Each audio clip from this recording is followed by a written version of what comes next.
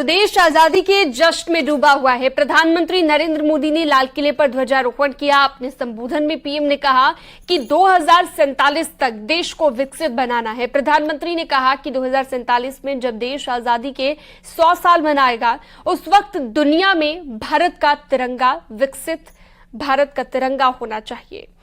और पीएम मोदी ने 77वें स्वतंत्रता दिवस पर कहा कि लगातार भारत की अर्थव्यवस्था मजबूत होती जा रही है। पीएम मोदी ने लाल किले की प्राचीर से भ्रष्टाचार, परिवारवाद और तुष्टीकरण को लेकर जमकर निशाना साधा। पीएम मोदी ने इस दौरान सरकार की कई योजनाओं का भी जिक्र किया, जिसके बूते देश की जनता के जीवन में बदलाव हुआ है।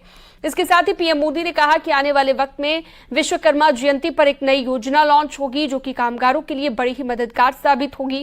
इसके साथ ही पीएम मोदी ने 2024 में बीजेपी सरकार बनने का भी दावा किया और कहा कि अगली बार इसी लाल किले पर अधिक आत्मविश्वास के साथ मैं आऊंगा।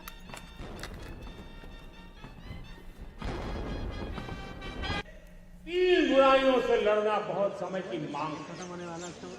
हमारे देश की सारी समस्याओं की जड़ में भ्रष्टाचार ने दिमक की तरह देश की सारी व्यवस्थाओं को, देश के सामर्थ्य को पूरी तरह नोच लिया।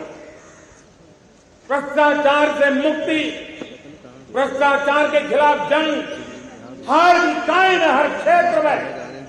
और मैं देशवासियों, मेरे प्रिय परिवारजनों, ये मोदी के जीवन का कमिटमेंट है, ये मेरे अपने व्यक्तित्व का एक कमिटमेंट है कि मैं भ्रष्टाचार के खिलाफ लड़ाई लड़ता रहूंगा।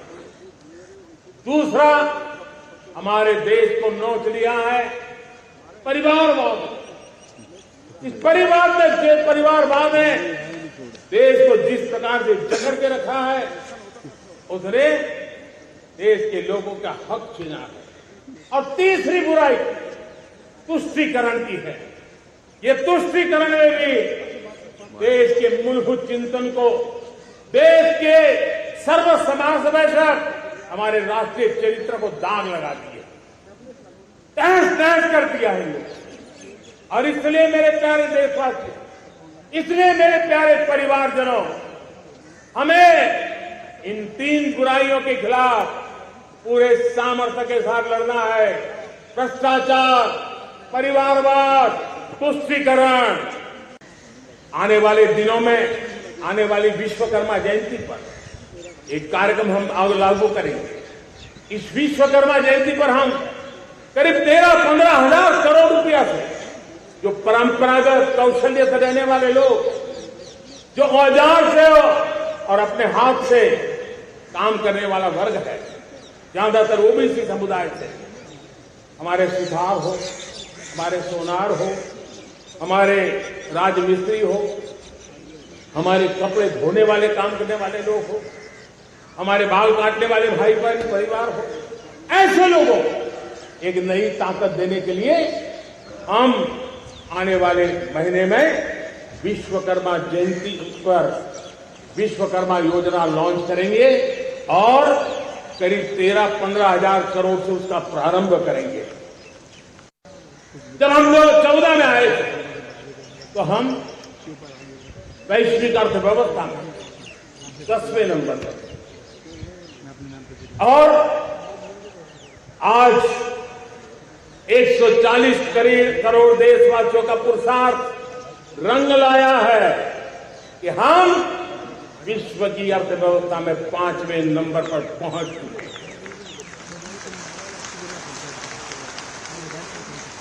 और ये ऐसे ही नहीं हुआ।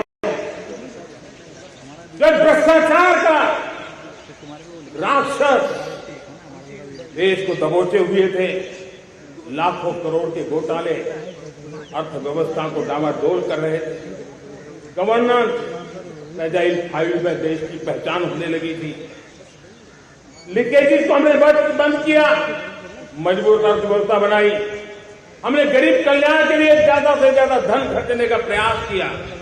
और आज मैं देशवासियों को बताना चाहता हूं कि जब देश आर्थिक रूप से समृद्ध होता है, तो सिर्फ तिजोरी नहीं बढ़ती है,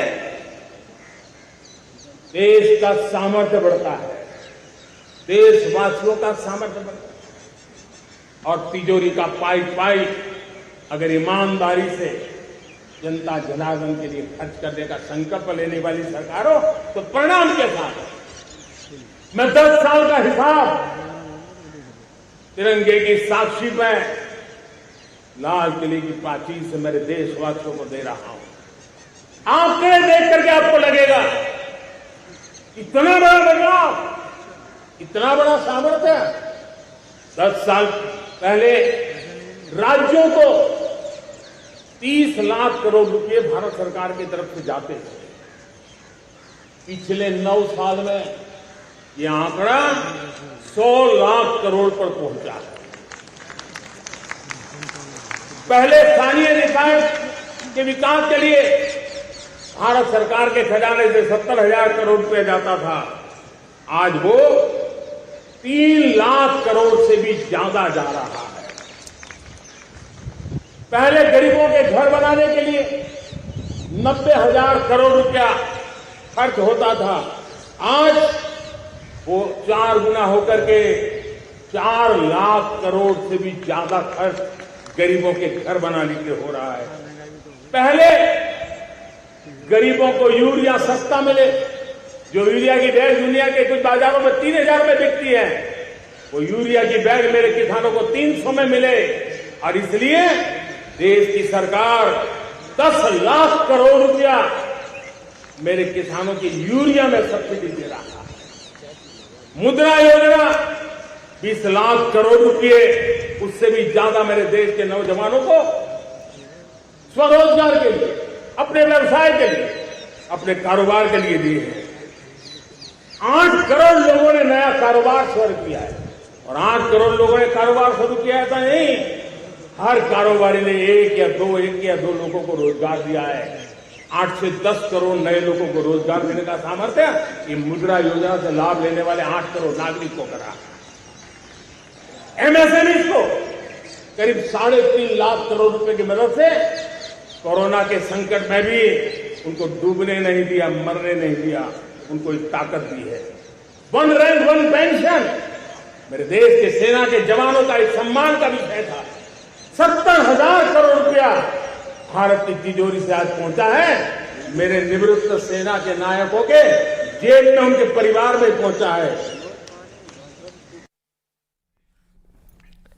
तो जश्न आजादी की हर तस्वीर आपको दिखाते रहेंगे। वक्त तो चला एक छोटे से ब्रेक का, जल्द लौटेंगे।